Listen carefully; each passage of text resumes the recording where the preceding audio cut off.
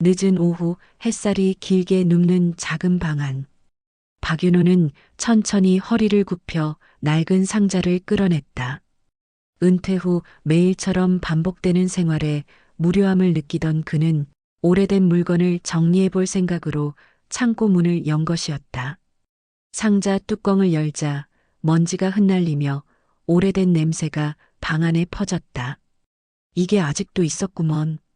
그의 입에서 낮은 중얼거림이 흘렀다. 상자 속에는 가죽끈이 해진 라디오가 얌전히 누워 있었다. 군 시절부터 사용하던 것으로 매일 밤 전파를 통해 세상 소리를 들려주던 유일한 친구 같은 기계였다. 손으로 표면을 쓸어내리자 장갑처럼 묵은 먼지가 부드럽게 떨어졌다. 라디오 옆면엔 낡은 카세트 테이프 슬롯이 있었다. 윤호는 무심코 손가락을 넣어 당기다가 안에서 무언가 걸리는 느낌을 받았다. 그는 펜치를 가져와 조심스럽게 뒷판 나사를 풀기 시작했다. 나사는 오래된 금속처럼 끼어 있었고 조금만 힘을 주어도 부러질 것 같았다. 이제는 손도 마음대로 안 돌아간다니. 그는 씁쓸하게 웃으며 다시 힘을 조절했다. 뒷판이 딱 하고 열리자 내부에서 오래된 카세트 테이프 하나가 굴러나왔다. 라벨은 누렇게 바랬고 잉크는 거의 지워져 있었다. 하지만 그 위에 적힌 두 글자는 여전히 선명했다. 윤지연. 윤호는 순간 손을 멈췄다. 50년 전 자신이 온 마음을 다해 사랑했던 이름. 그 시절 매일 라디오 사연을 통해 목소리를 듣고 편지를 주고받았던 바로 그 사람. 세월이 흘러 그 이름조차 마음속 깊은 곳에 묻어두었던 기억이 다시 고개를 들었다. 그는 테이프를 손바닥 위에 올려놓고 한참 동안 바라보았다. 설마 이것도 남아 있었단 말인가. 그의 목소리는 떨렸고 입술 끝이 미세하게 흔들렸다. 머릿속엔 젊은 시절 그녀의 목소리와 모습이 파도처럼 밀려왔다. 더 이상 가만히 있을 수 없던 그는 자리에서 일어나 소파 옆 서랍을 뒤적였다. 오래된 카세트 플레이어 하나를 꺼냈다.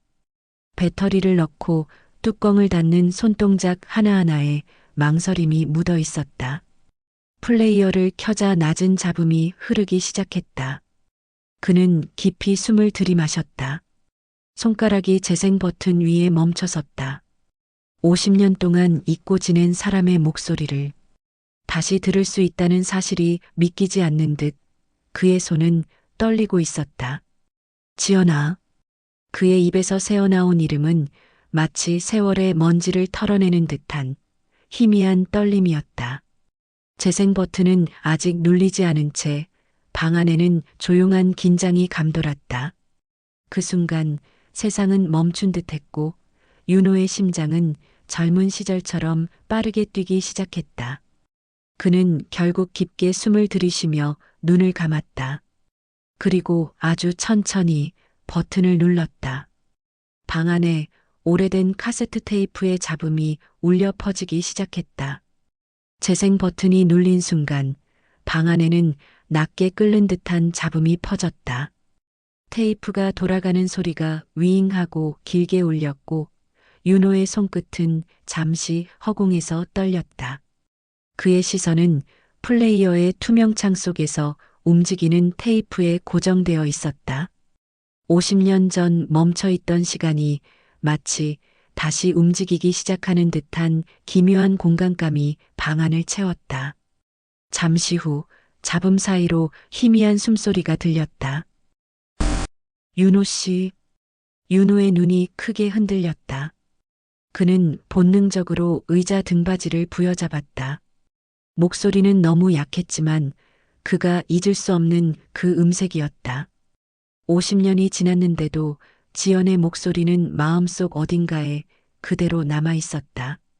카세트 속 목소리는 떨리고 있었고 숨을 참으며 말하는 듯한 긴장감이 느껴졌다.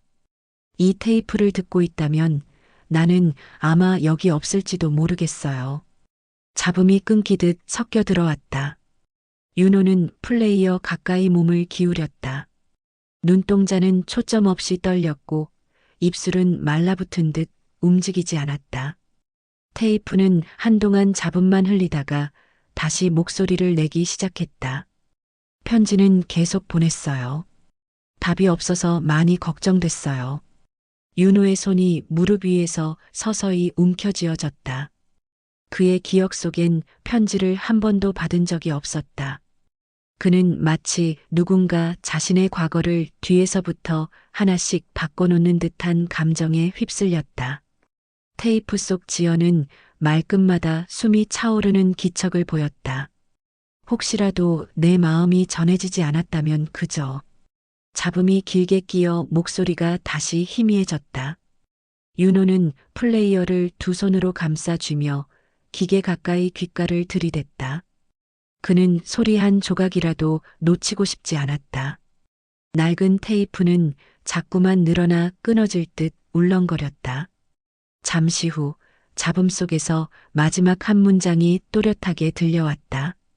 행복했어요. 윤호 씨 덕분에 정말로요. 윤호는 그대로 굳어버렸다.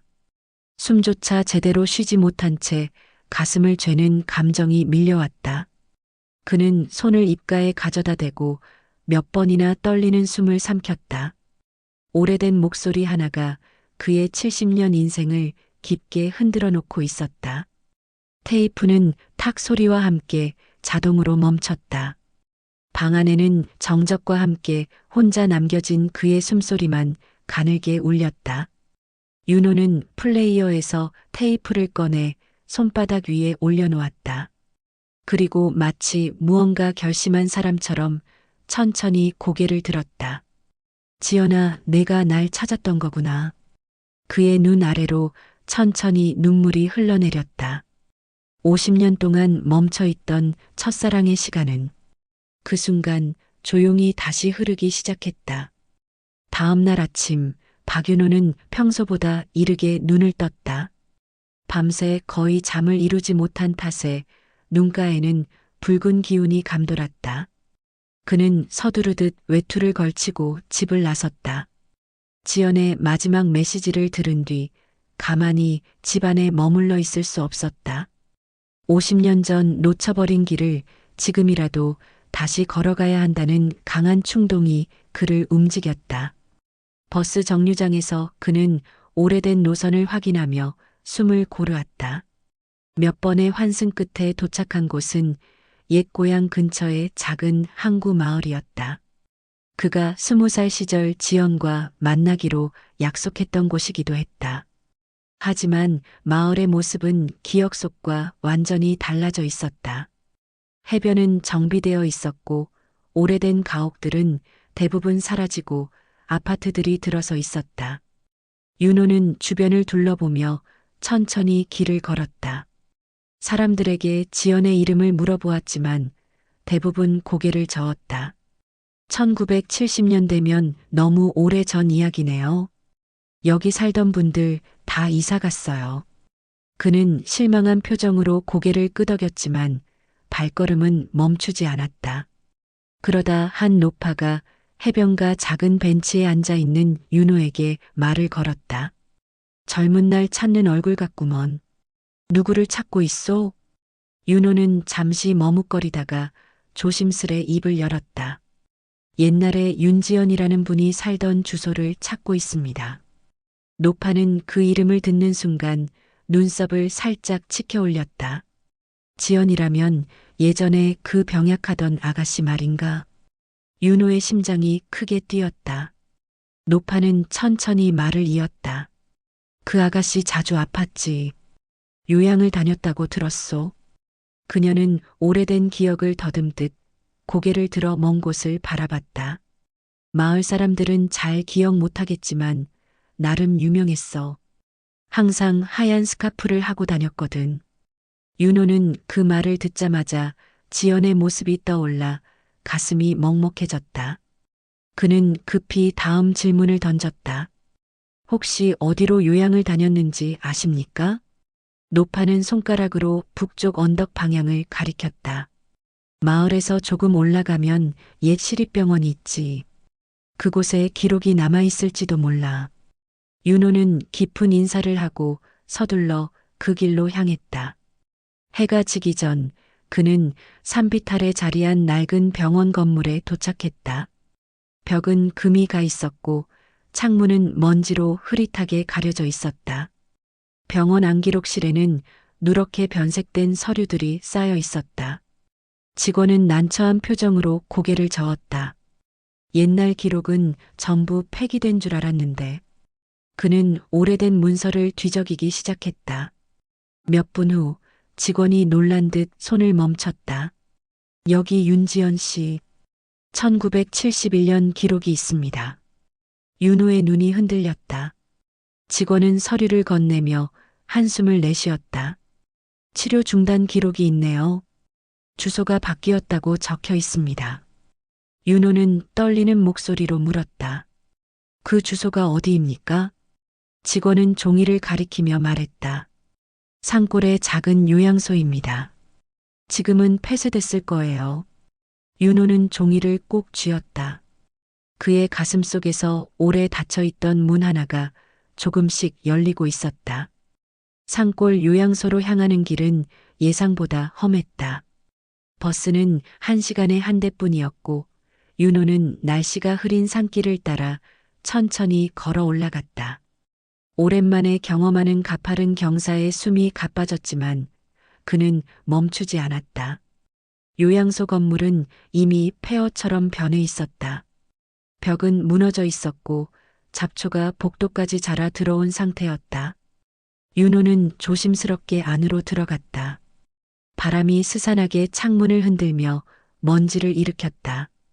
요양소 안에는 오래된 침대, 부러진 의자, 그리고 쓰러진 장비들이 흩어져 있었다. 그는 벽에 남아있는 안내도에서 관리 사무실을 확인한 뒤 그쪽으로 걸어갔다. 그러나 관리 사무실은 이미 텅 비어 있었다. 서류는 대부분 사라졌고 남은 몇 장은 비바람에 젖어 글씨가 흐려져 있었다. 윤호는 주저앉아 한숨을 내쉬었다. 여기에도 아무것도 없구나. 그러나 그 순간 바람이 문을 세게 흔들며 문틈 뒤쪽에 작은 표지판 하나가 보였다.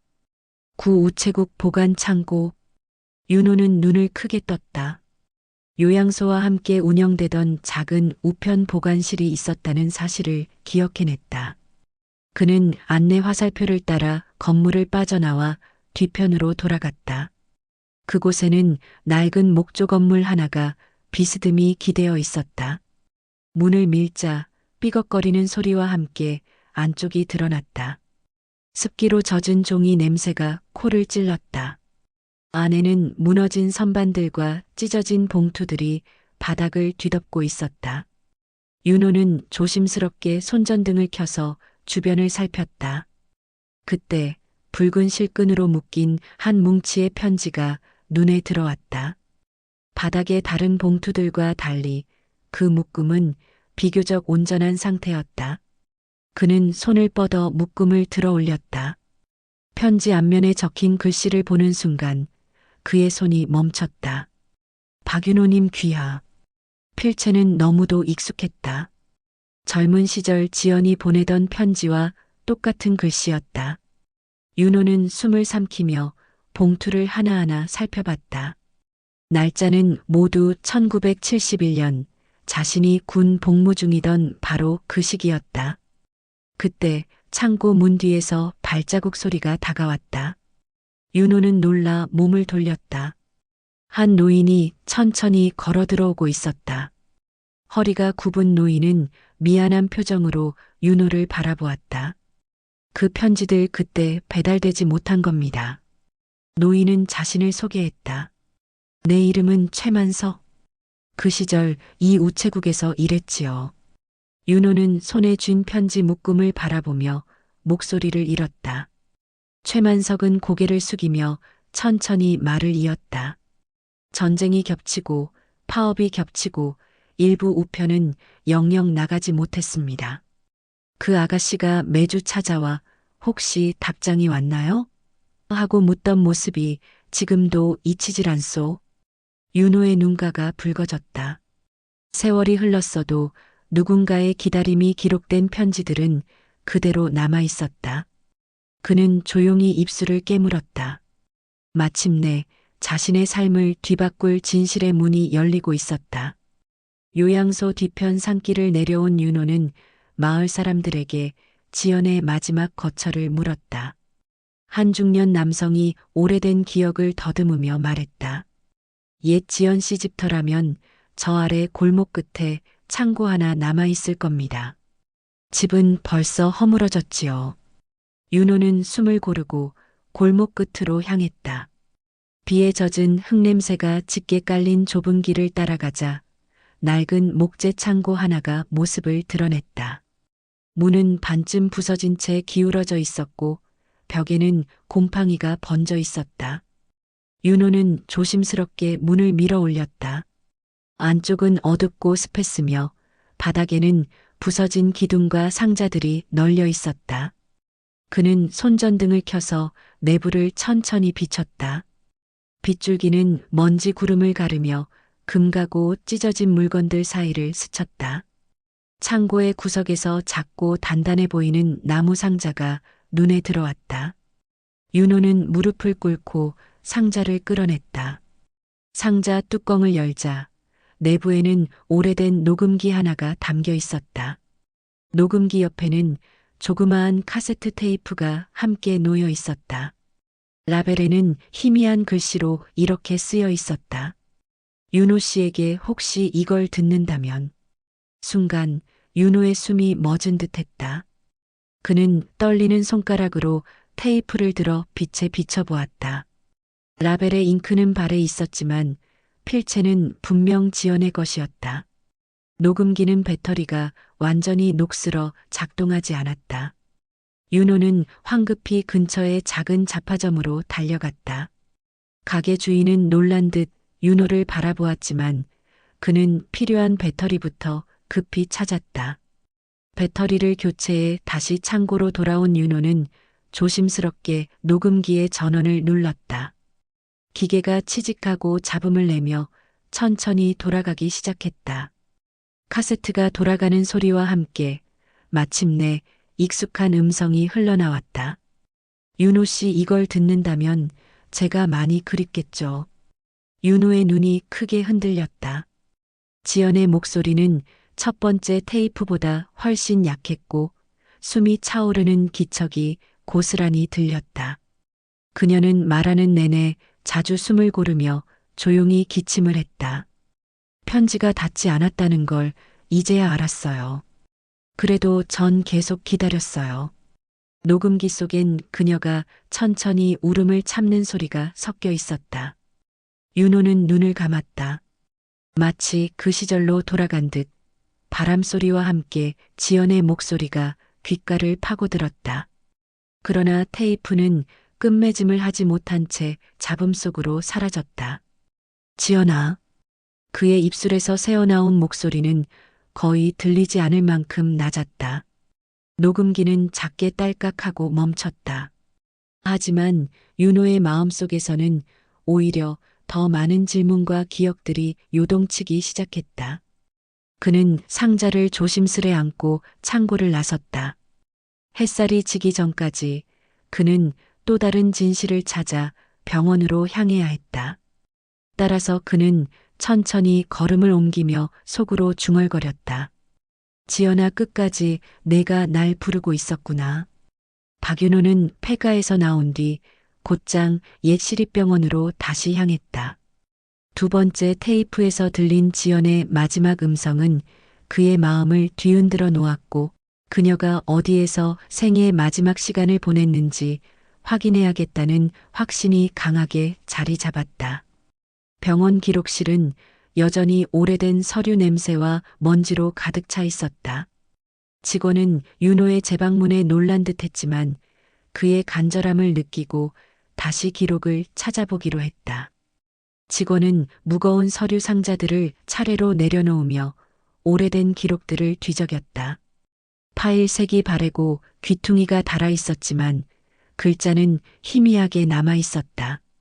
몇 분간의 침묵 끝에 직원이 갑자기 손을 멈췄다. 아, 여기에 또 다른 기록이 있네요. 직원은 종이 한 장을 조심스럽게 꺼내 윤호에게 건넸다. 그 문서에는 긴급 이송이라는 빨간 글씨가 선명하게 찍혀 있었다. 윤호는 숨을 들이마신 뒤 서류를 자세히 읽어내려갔다. 지연은 상태 악화로 인해 군산 근처의 작은 진료소로 이송된 것으로 적혀 있었다. 윤호의 눈빛이 미세하게 흔들렸다. 이제 마지막 흔적은 단 하나의 장소에 남아 있었다. 윤호는 곧장 길을 나섰다. 2시간이 넘는 이동 끝에 군산 외곽의 작은 마을에 도착했다. 진료소는 허름했지만 여전히 운영 중이었고 건물 옆에는 오래된 감나무가 한 그루 서 있었다. 그는 문을 밀고 안으로 들어갔다. 로비에는 간호사 2명이 차트를 정리하며 담소를 나누고 있었다. 윤호는 조심스럽게 말을 건넸다. 혹시 1971년에 이곳으로 이송된 환자 기록을 볼 수 있을까요? 간호사들은 잠시 놀란 표정을 지었지만 그의 진지함을 느끼고 기록실로 안내했다. 기록실은 낡은 서류들로 빽빽하게 채워진 좁은 공간이었다. 의사는 윤호에게 오래된 철제 서랍을 가리키며 말했다. 저쪽에 1970년대 자료가 남아있을 겁니다. 직접 찾아보셔야 해요. 윤호는 서랍을 열었다. 서류철마다 치료일지, 이송 기록, 병상 번호 등이 적혀 있었다. 한참을 뒤진 끝에 그는 마침내 윤지연이라는 이름이 적힌 문서를 발견했다. 서류에는 그녀가 도착 즉시 중환자실로 옮겨졌고 그날 밤 늦게 조용히 숨을 거두었다는 기록이 담겨 있었다. 하지만 그의 시선을 멈추게 한 것은 작은 메모였다. 사망 직전 간호사에게 전하는 말 전하지 못한 녹음 테이프가 있다. 윤호는 천천히 숨을 들이켰다. 가슴속 깊은 곳에서 차갑고 뜨거운 감정이 동시에 밀려왔다. 의사는 조심스럽게 말을 더했다. 당시 환자 물품들은 대부분 창고로 옮겨졌습니다. 지금은 저 뒤편에 있는 오래된 보관실에 남아있을지도 모르죠. 윤호는 고개를 끄덕이며 창고로 향했다. 보관실 문을 열자 곰팡이 냄새와 함께 오래된 상자들이 그의 시야에 들어왔다. 상자들은 번호만 적혀 있었고 그 안에 어떤 물품이 있는지는 알 수 없었다.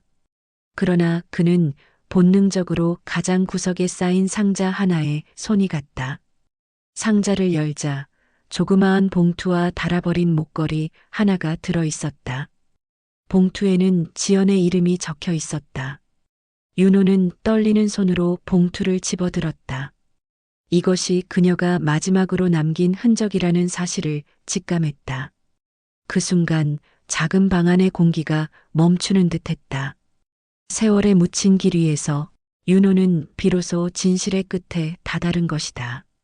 작은 보관실에서 나온 윤호는 봉투와 목걸이를 품에 안고 천천히 진료소 밖으로 걸어 나왔다. 구름 사이로 햇빛이 스며들며 들녘을 비추고 있었고 바람은 잔잔하게 풀잎을 흔들었다. 그는 발걸음을 멈추고 봉투를 바라보았다. 한 세대의 시간이 묻혀 있는 작은 종이 봉투 하나. 그 안에 담긴 단어 몇 줄이 자신의 인생을 바꿔놓을 것 같은 무게를 갖고 있었다. 윤호는 진료소 뒤편 언덕으로 향했다. 그곳은 마을 사람들이 조용히 쉬어가는 작은 언덕이었고 초입에는 오래된 흙길이 나 있었다. 그가 천천히 걸어 올라가자 풀잎 사이로 바람이 스쳐 지나가며 잔잔한 소리를 냈다. 언덕 끝에 서자 작은 비석 하나가 시야에 들어왔다. 윤지연, 1950-1971. 비석은 크지 않았고 주변엔 아무런 장식도 없었다. 하지만 햇빛이 비석 표면에 부드럽게 반사되며 묵직한 존재감을 드러냈다. 윤호는 천천히 다가가 무릎을 꿇고 앉았다. 그의 손은 떨리고 있었지만 표정은 의외로 고요했다. 그는 목걸이를 먼저 꺼내 들었다. 은색 펜던트에는 작은 흠집이 여러 개 나 있었지만 가운데엔 흐릿한 이니셜 YJ가 새겨져 있었다. 윤호는 그것을 조심스럽게 손바닥 위에 올려놓았다. 그리고 봉투를 열었다. 봉투 안에는 손바닥만 한 종이 한 장이 들어 있었다. 윤호 씨, 부디 이걸 듣고 있다면 제 마음이 전해졌다는 뜻이겠죠. 글씨는 스트로크가 흔들리고 있었고 잉크는 번진 자국이 있었다. 하지만 글자 하나하나엔 분명한 정성이 담겨 있었다. 윤호는 종이를 천천히 접어 무릎 위에 올렸다. 그는 배낭에서 카세트 플레이어를 꺼냈다. 폐가에서 발견한 두 번째 테이프를 넣고 재생 버튼을 눌렀다. 잡음이 짧게 스쳤고 이어서 지연의 목소리가 언덕 위 공기를 채웠다. 만약 윤호 씨가 이걸 듣는다면 저는 이미 오래전에 멀리 떠났을지도 몰라요. 윤호는 고개를 숙였다. 눈가에는 이미 눈물이 가득 차 있었지만 그는 흘러내리는 걸 막지 않았다. 테이프 속 지연의 목소리는 조용했고 숨이 차오르는 기척이 계속 들렸다. 제가 많이 고마웠어요. 그리고 행복했어요. 그것만은 정말. 그 말이 끝나자 잡음만이 이어졌다. 녹음은 거기서 끊겨 있었다. 윤호는 플레이어 위에 손을 올려 천천히 정지 버튼을 눌렀다. 바람 한 줄기가 언덕 위로 스쳐 지나가며 종이를 흔들었다. 그는 비석 앞에 목걸이와 봉투를 올려놓았다. 그리고 두 손을 모아 조용히 눈을 감았다. 지연아, 나도 참 고마웠다. 그의 목소리는 바람 속에서 잔잔히 흩어졌다. 50년 전 멈췄던 사랑의 시간이 그 순간 다시 살아났다. 그리고 조용히 아주 고요하게 윤호의 마음속에 내려앉았다. 언덕에서 내려온 윤호는 천천히 발걸음을 옮겨 버스 정류장으로 향했다. 바람은 차분했고 햇빛은 낮게 깔리며 주변의 들녘을 부드럽게 감싸고 있었다. 그의 손에는 두 개의 카세트 테이프 그리고 지연의 마지막 사진이 들려 있었다. 사랑했던 사람의 목소리가 아직 귀 안에 남아있는 듯 그의 표정은 잔잔하고 고요했다. 집으로 돌아오자마자 그는 책상 위에 라디오와 테이프들을 가지런히 올려놓았다. 라디오는 여전히 낡았지만 그의 손길 아래 조심스럽게 움직이며 다시 생기를 되찾았다. 윤호는 드라이버로 라디오는 청소하고 속을 열어 닫고 오래된 접촉 단자를 직접 손봤다. 그의 손끝은 느렸지만 정확했다. 마치 50년 동안 멈춰있던 마음을 정리하는 과정처럼 보였다. 라디오가 다시 작동하자 작은 탁 소리와 함께 불이 들어왔다. 윤호는 첫 번째 테이프를 넣어 재생을 눌렀다. 잡음 속에서 지연의 목소리가 부드럽게 깨어났다. 윤호 씨, 그때 그 목소리는 더 이상 슬픔이 아니라 시간이 흘러 다듬어진 평온으로 들렸다. 윤호는 천천히 의자에 앉아 테이프 두 개를 번갈아 재생했다. 두 목소리 사이를 잇는 공백 속에서 잊혀졌던 기억들이 차분히 떠올랐다. 서로에게 닿지 못했던 편지들, 전달되지 못한 마음들, 그리고 결국 남겨진 목소리 하나. 그는 지연의 사진을 조심스레 집어들었다. 사진 속 그녀는 바닷가에서 환하게 웃고 있었다. 윤호는 사진을 손끝으로 쓸어내리며 조용히 말했다. 지연아, 이제 괜찮다. 너의 시간이 내 안에서 다시 흐르고 있으니까. 그는 작은 나무 상자를 꺼내 사진, 편지, 목걸이, 두 개의 테이프를 모두 넣었다. 상자를 닫자 나무결이 손끝에 고요하게 닿았다. 윤호는 그것을 책상 위 중앙에 두고 잠시 눈을 감았다. 방 안에는 라디오의 미세한 잡음과 바람이 부딪히는 창문 소리만 가득했다. 곧 그는 천천히 자리에서 일어나 창문을 열었다. 바람이 방 안으로 들어오며 상자 위의 종이가 부드럽게 흔들렸다. 햇빛이 기울며 상자를 감싸 안았다. 그 순간 윤호는 오랜 세월 동안 눌러왔던 무거움이 조금씩 풀려나가는 것을 느꼈다. 그는 마지막으로 라디오 앞으로 다가가 손을 올렸다. 고맙다, 지연아. 내 목소리 덕분에 내 시간도 다시 시작된다. 라디오의 불빛이 미세하게 흔들리며 방안을 비추었다. 그 빛 속에서 윤호의 표정은 평온했고 오랜 기다림의 끝에 도달한 사람처럼 깊은 안도의 숨을 내쉬었다. 그날 저녁 그의 집에서는 50년 전 멈춰버린 두 사람의 시간이 다시 은은하게 흘러가고 있었다.